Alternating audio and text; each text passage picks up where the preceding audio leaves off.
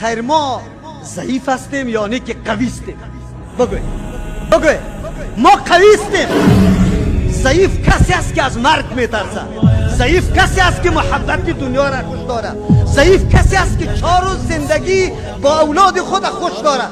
کدامتان خوش داره که در راه الله سبحانه و تعالی سر همه ما خوش داریم که در راه الله سبحانه و تعالی جان خود فدا کنیم. همین جان ناقصی مرا این چه حیثیت داره؟ اگر الله سبحانه و تعالی بر رضامندی خود در راه خدمت و فداکاری دین خود قبول کنه، از این کده نعمت عظیم دیگه است. هزارها سال شکری الله سبحانه و تعالی را باید بکن که الله تو جان مرا قبول میکنی.